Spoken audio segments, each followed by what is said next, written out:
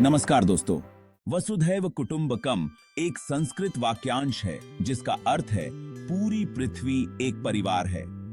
यह विचार भारत के प्राचीन ग्रंथों से लिया गया है और मानवता में एकता, समानता और वैश्विक भाईचारे का प्रतीक है।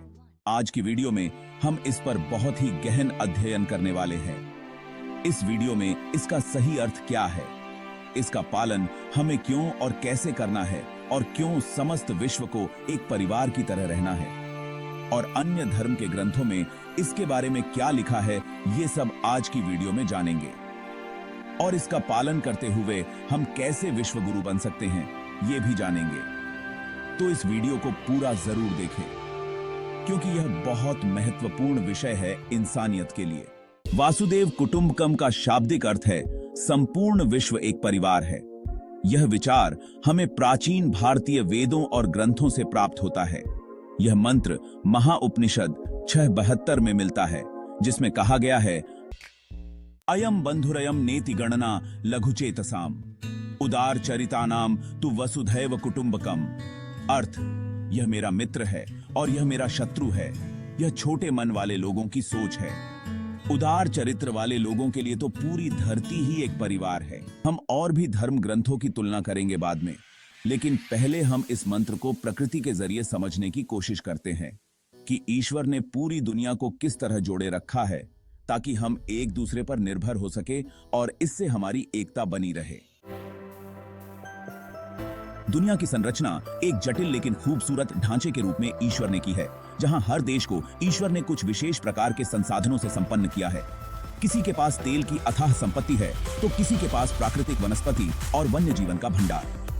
चलिए हम कुछ उदाहरणों से ये जानते हैं कि कैसे विभिन्न देशों के पास प्रकृति ने अनमोल उपहार बांटे हैं और कैसे इस अद्भुत संतुलन ने देशों को एक दूसरे पर निर्भर बना दिया है।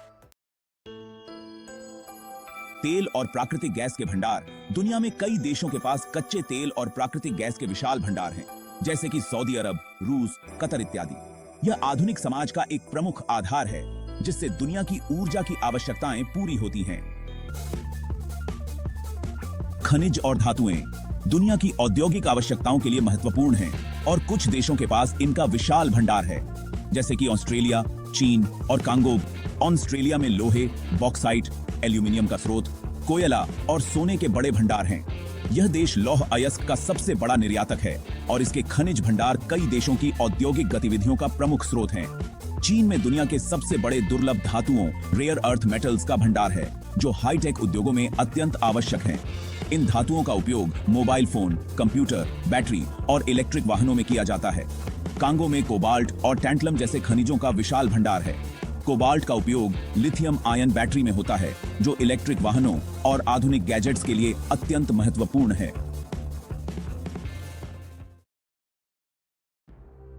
वन और जैव विविधता। कुछ देश जंगलों और जैव विविधता के मामले में धनी हैं। ये देश न केवल दुनिया की ऑक्सीजन की आपूर्ति में योगदान करते हैं, बल्कि कई औषधीय पौधों और जंगली जीवों के संरक्षण का भी केंद्र हैं। Brazil Amazon rain forest Brazil में स्थित है, जिसे धरती के फेफड़े कहा जाता है। यह दुनिया के सबसे बड़े वर्षावनों में से एक है और यह पृथ्वी की ऑक्सीजन उत्पादन का एक बड़ा हिस्सा करता है। साथ ही यहाँ अद्वितीय जैव विविधता पाई जाती है। इंडोनेशिया अपने उष्णकटिबंधीय जंगलों और दुर्लभ प्रजातियों के लिए प्रसिद्ध है। यहाँ की वर्षावन प्रणाली पृथ्वी के पर्यावरणीय संतुलन को बनाए रखने में अहम भूमिका निभाती है। कांगो लोकतांत्रिक गणराज्य।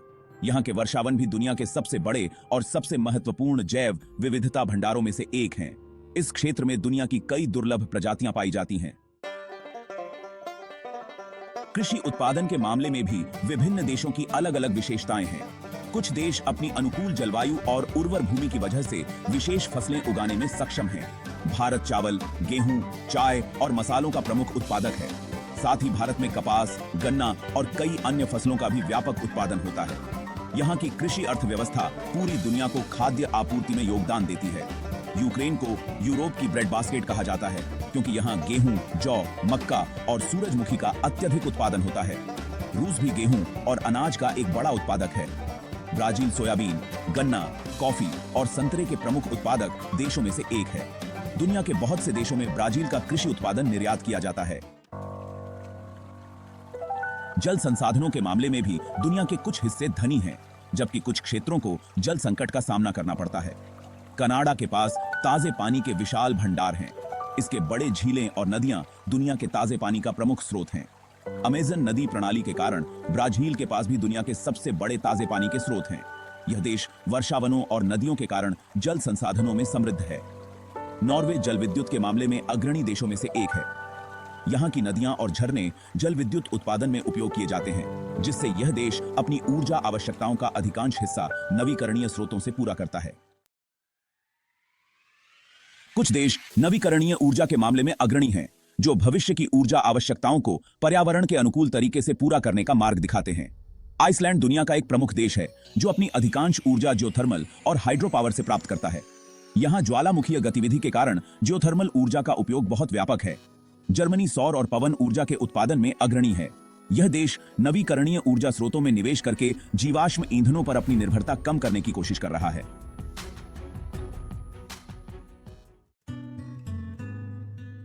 निष्कर्ष: प्रकृति ने अपनी संपत्तियों को अलग अलग देशों में वितरित किया है, जिससे वैश्विक संतुलन बना रहता है।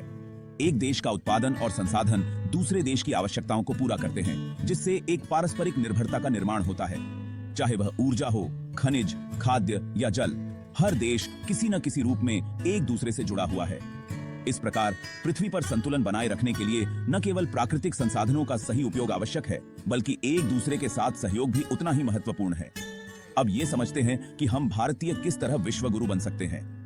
ये सभी प्राकृतिक संसाधन एक मर्यादित मात्रा तक ही प्रकृति ने हमें दिए हैं। कभी ना कभी ये सब खत्म हो जाएंगे और फिर उसके बाद कोई भी देश किसी और देश से कोई संबंध रखने के लिए कटिबद्ध नहीं होगा। लेकिन एक संसाधन ऐसा है जो हमेशा रहने वाला है और वो कभी खत्म नहीं होगा, और वो है ज्ञान, जिसे भी ईश्वर ने सभी लोगों में बांट दिया है। मंत्र का मूल उद्देश्य है कि हमें भेदभाव से ऊपर उठकर पूरे संसार को एक परिवार की दृष्टि से देखना चाहिए, चाहे व्यक्ति किसी भी जाति, धर्म या देश का हो। इस विचार से समाज में समरसता, शांति और सहिष्णुता की भावना का प्रचार होता है। इस्लामिक संदर्भ में समान आयात या हदीस जानते हैं। इस्लाम में भी इसी विचार को बहुत महत्व दिया गया है। इस्लाम में यह विश्वास है कि सभी मानव जाति एक ही ईश्वर की संतान है और हमें एक दूसरे के साथ भाईचारे और दया का व्यवहार करना चाहिए। कुरान में कहा गया है, ऐ लोगों, हमने तुम्हें एक पुरुष और एक स्त्री से पैदा किया और तुम्हें विभिन्न जातियां और कबीलों में बांट दिया ताकि तुम एक दूसरे को पहचान सको। वास्तव में अल्लाह के निकट तुम में सबसे अधिक आदरणीय वह है जो तुम में सबसे अधिक परहेजगार है। सूरह अल-हुजुरात 49-13।